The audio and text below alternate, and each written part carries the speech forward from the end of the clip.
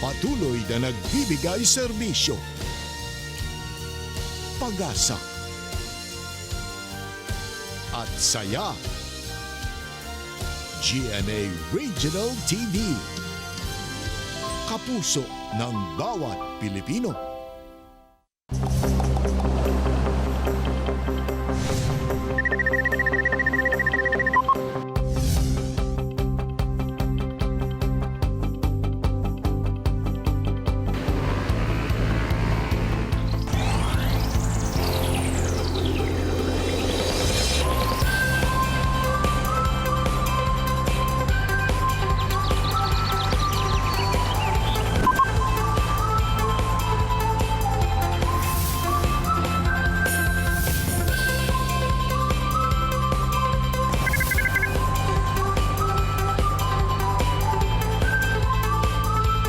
Kini ang At Home with GMA Regional TV.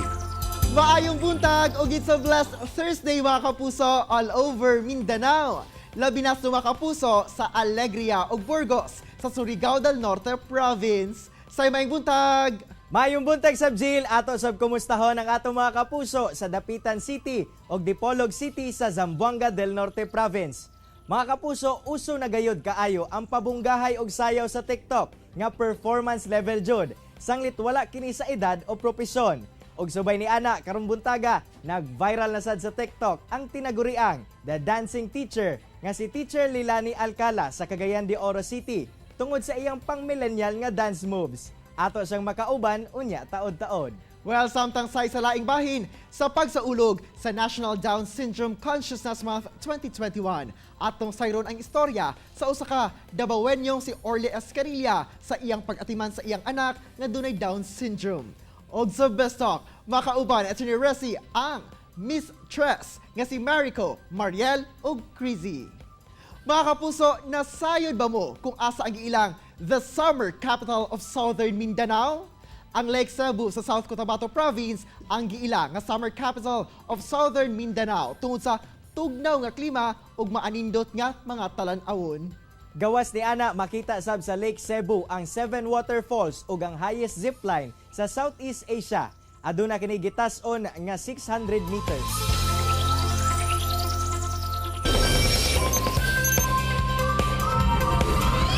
Mga kapuso, sa pagsaulog karong bulana sa National Down Syndrome Consciousness Month 2021, atong kakuhaan og inspirasyon ang istorya sa usa ka amahan kinsay ipiling mubiya sa iyang trabaho, isip head sa usa ka opisina sa LGU Davao kaniadto aron mahatagan og saktong pag-atiman ang iyang anak nga dunay Down syndrome. Atong makauban si Sir Orly Escarilla. Sir Orly, may buntag og dayon sa At Home with GMA Regional TV. Kamusta na, sir? May buntag, Argil, o may buntag sa mga kapuso sa Mindanao. Maayo ba po, Argil? So far, I'm good. Thank you so much, sir, for making time with us this morning. Ug unang-una, sir, pila na bang edad karon sa imuhang anak? O how young is he? Katong nahibalaan nga doon na siya Down syndrome. Ang akong anak karon, Argil, is 11 years old, na mag-12 na siya karong September.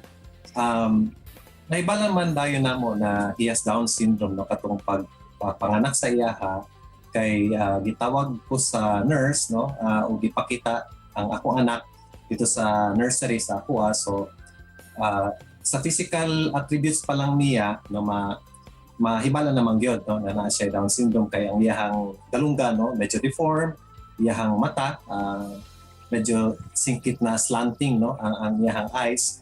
So right there and then nakaibalo na jud ko na naa siya Down syndrome. Unsa ba imuhang nahimong reaction, sir, ug sa imuhang asawa po that time nga nakita ninyo ang inyong baby na?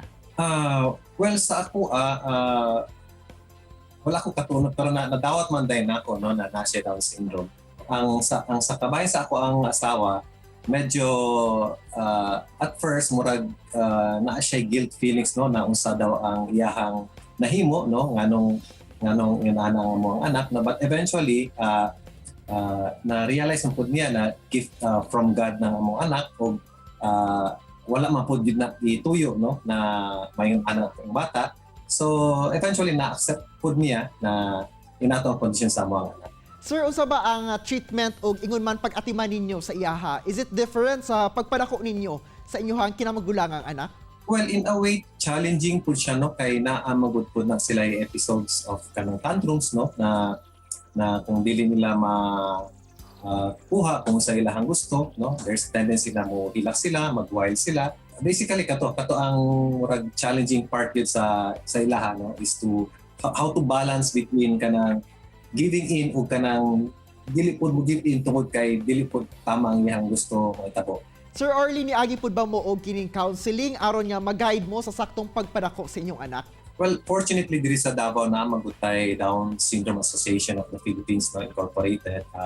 And fortunately po, ang murag nag-ahead is my personal friend, no? Classmate na ako sa college. So, paggawas pa lang ni Joaquin, no? Joaquin man pangalan sa mo. Ni dangot din ko sa iyahan, no? Nangay ko advice sa iyahan, nangay ko guidance. Kanya, naamagod po yung mga short seminars for parents na may Down syndrome para po ma-enhance po ang mga skills na in managing properly. And aside from that, well, a nurse man po ko by profession, no? So, naagihan man po na ako na during my school days, no? So, isa lang, nagabasa lang ko balik, no? Just to refresh my knowledge. Sir Orly, unsa ba ka-importante ang support group labi na gikan sa ubang family members sa batang dunasay Down syndrome? Very important with Jill, no? Kay lahi magud tong makakuha og mga tips, no, or mga suggestions from parents na ang ilang mga anak dagko na, no, so mas taas din sila nagihan kay sama sa gusto nila, although magbasa po sa internet or sa mga journals about Down syndrome, lahi magid po ng actual experiences po do na ilahang nasinati. So isa to sa nakatabang sa amua. Aside from that, katong giiskot na ako ganina na napoy murag mga seminars, no, mga fora, no, regarding children with special needs and sa dapat buhaton. Dako gini siya og kanang tabang sa mo in terms of guiding us on how to manage our child. Isip na trabaho ka, sir, kaniadto for many years sa government office. Ganong gipili nimo, sir, nga mubiya sa pagpanarbaho og tutukan ang pag-alaga kay Joaquin?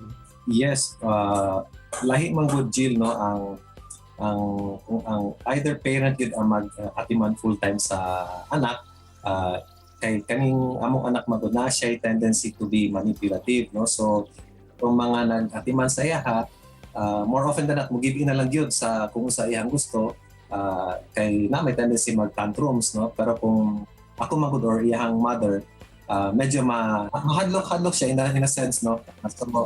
So amo gid nang giisgutan sa akong wife, although dugay na ta gid kaayo to na time na dapat isa sa mga mag full-time na magbantay na sa bata. Ito kas really time to decide, no? And kato 2018 nag-decide na gid ni nanangit ko sa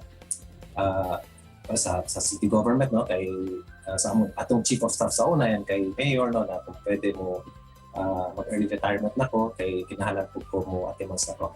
And they answer naman po, no? They were very supportive of me. Sugot po sila dayon. Sir, in this time of pandemic, mas protective ba mo sa iyaha karon? Actually, protective naman gid mi taan even before the pandemic, no? Especially now kay dili naman namo siya ginapagawas, no, kay dili man sila pud allowed magawas except for essential na mga lakaw, no. So gina-explain po namo sa iya na kung pwede even diri sa balay to avoid going out of kana sa gate namo, no, kay na ay virus around the area. So musulti man po siya na di siya magawas, no, kay na ay virus. Sir, unsa ba imuhang ma-advise sa uban pod yung mga parents aron sakto po ang ilang pag-atiman sa ilang anak nga dunay samang kondisyon kay Joaquin? Well, ang ako lang ma-advise, no, kinahanglan gid no taas ang ato ang pasensya, no, ato ang pagsabot, no, na lahi ni ilahang mga panginahanglan, no, dili sila pareho ng normal na bata, no, na dali lang makasabot, no, dali lang musunod kung sa ato ang gusto ipatuman sa ilaha, no. Aside from that, kinahanglan po tawag support group, no. Ako kay tabaning Down Syndrome Association of the Philippines, no, na mugiya po sa mga parents, no, sama namo kung sa mga dapat buhaton o dili dapat buhaton. And above all, no, kinahanglan ta mo ampo pirmi, no, kay ang Ginoo mohatag mo tingnan sa to ang wisdom, no, on how to take care of our child. All right, daghan kayong salamat for sharing your story, Sir Orly. Ingon man, God bless you. And also kay Joaquin ug sa tibuok ninyong pamilya. Daghang salamat, Angel. Chillax sa mga kapuso, mubalik pa ang At Home with GMA Regional TV. Kini ang At Home with GMA Regional TV. Best talk tayo ng mga kapuso, kauban si Attorney Resi Rizada. Resi!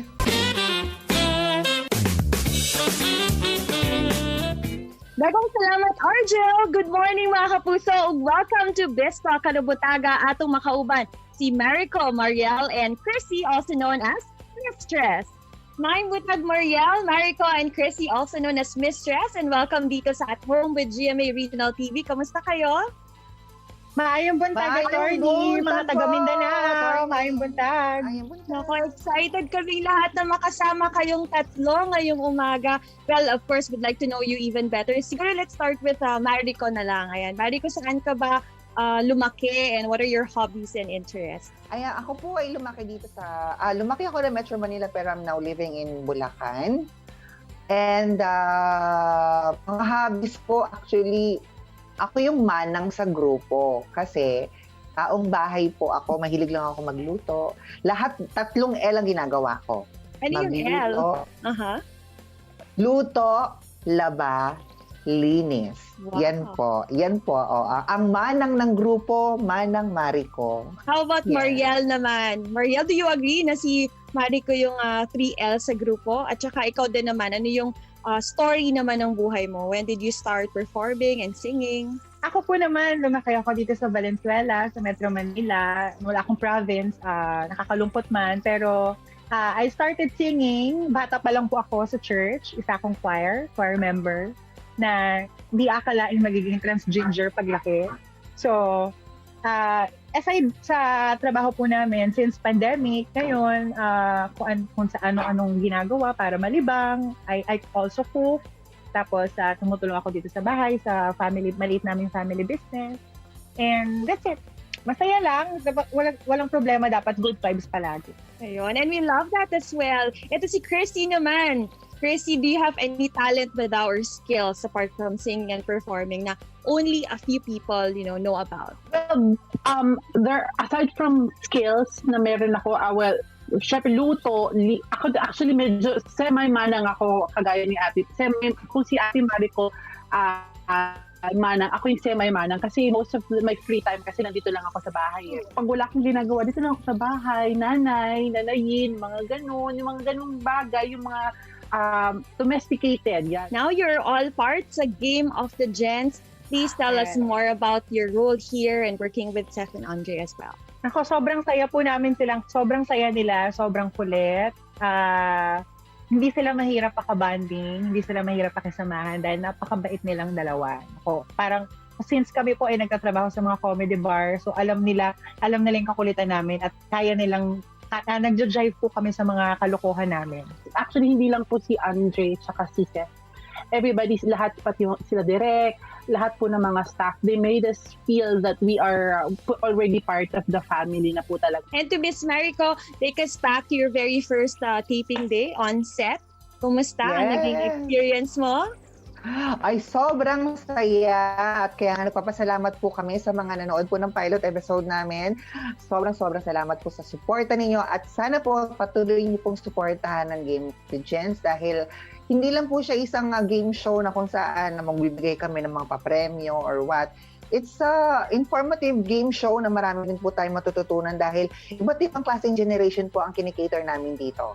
Hindi namin kayo paalisin dito sa At Home with GMA Regional TV without hearing naman a song or hearing your voices dito sa At Home. Baka pwede nyo naman kaming kaunlakan ng isang performance mula sa Mistress. Sex bomb, you're my sex bomb. You can give it to me when I need to come along. Sex bomb, you're my sex bomb. You can give it to me when I need to come along. Sex bomb, you're my sex bomb. You can give it to me when I need to come along. Finally, ano ang mensahe ninyo sa lahat ng ating mga kapuso dito sa Mindanao and invite them also na patuloy na subaybayan ang Game of the Gents. Mga kapuso dyan po sa Mindanao, nais po namin kayong imbitahan sa Game of the Gents po. This is hosted by Seth Cadayona and Andre Parra. Siyempre, Sa mga nanood po at tumangkilik sa aming pilot episode, maraming salamat. Daghang salamat po. Thank you so much, the Mistress, for adding so much good vibes and happiness ngayong umaga. Daghang kaayong salamat. Daghang salamat! And that was Mistress, mga kapuso. Tutok lang kay Mabalik pa ang At Home with GMA Regional TV. Kini ang At Home with GMA Regional TV.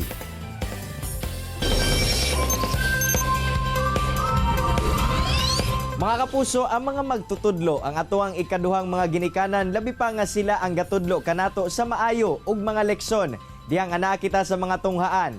Apan karong panahon sa pandemya, may viral karon sa social media kining magtutudlo nga pinasahi ang talento sa pagsayaw sa TikTok. Atong ilailahon ang viral teacher dinhi sa Cagayan de Oro City nga si Ma'am Lilani Alcala. Ma'am Lilani, mayong buntag kanimo og dayon sa At Home with GMA Regional TV. Kamusta, ma'am? Mayong buntag, mga kapuso sa Mindanao. Okay lang. Ma'am, unang-una ilailahon sa kanamo, kinsa ba si Ma'am Lilani? Asa ka gatudlo, ma'am, ug pila na kakatuig sa pagtudlo? Nagtudlo ko sa Makabalan Elementary School. Mag 24 years in service na ko karon nga tuig. Ma'am, unsa ba ang istorya ngano ka nagsugod sa pag-TikTok o paghimo og videos online? Kahiligan ko na gyud sa real ang pagsayaw. Sukad pa sa una sa bata pa ko. Hilig na ginako ang pagsayaw. Can't go hold me down. You can't tell me what we do, where we go, how we dress. Me no papi show. Me a the stars, so me a na fan you do me wanna follow you. Me na itch up and na. Nag-start ang akong pagkahilig sa TikTok. Karon lang pod nga tuig kay ibali burag ma-relieve ko sa mga stress sa among work ba. Burag igahimuon ang nako siya nga burag pang kanang break lang sa mga sa kakapoy. At least ma-relax me. Ma-relax ako, iniksayaw nako. Mawala akong stress. Unsa sabsagad ang imuhang content o ginahimo sa imuhang social media account, ma'am? Usually, sayaw ang akong gabuhaton. Bang bang.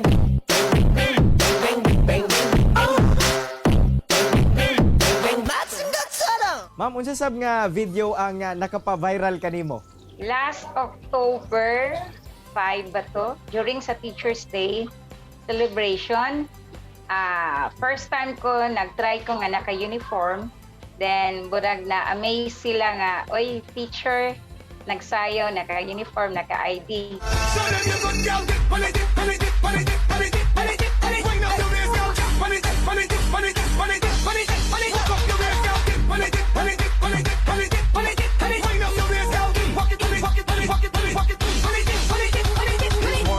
Nag-try lang ko ba? Burag na-corrupt sila nga. At my age, nga 53, nga ingagto ang akong masayaw ko no, may lang mga comments kasagada. Ma'am, unsa pod sagad feedback sa mga viewers sa imong mga video? Na-amaze sila sa akong edad nga ingana ko no gihapon akong lihok. Usually daghan mingon nga sana all ingana ko no ang lihok pareha sa ako. So ma'am, unsay setup ma'am sa kining pag-video nimo sa TikTok? Aduna ba kay cameraman o ikaw ra gyud isa? Ako ra gyud isa sa real. Sariling sikap. So paunsa pod nimo gina-conceptualize ma'am ang imong mga content? Akong ganahan ko og buhat og TikTok, then ganahan sa ko sa akong background. Shoot na dayon. Akong gatun-an, ga-practice na ako. Pero dili gid siya modagan og mga dugay. Just a matter of seconds. Basta sayon lang. Unsa po ingon ma'am sa mga kauban nimo teacher? Nana pud ba kay mga naagni nga mag-TikTok sab ug mosayaw sab atubangan sa kamera?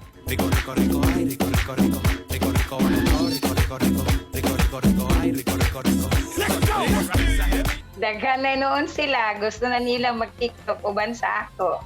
Ma'am, di ang hinahinay na nga nakita o naila ang imuhang mga makalingaw nga videos. Unsa sabang imuhang gibati? Siyempre, nalipay ko nga, na-appreciate ko nila. Isang inganin na akong edad, na-appreciate nila nga kanang dili gid mag-matter sa edad. Basta kuno once a dancer, always a dancer. Ma'am, sa imong tanaw, wala ba nakababag ang imuhang pagka-social media entertainer sa paghimo sa imuhang tahas isip maestra? Wala, Jud. kay kung unsa ko sa una mo trabaho sa wala pa ning pandemic, the more nga ni samot siya ka kibali productive kay lugar nag-TikTok ko doesn't mean nga gapabaya na ko sa kong work.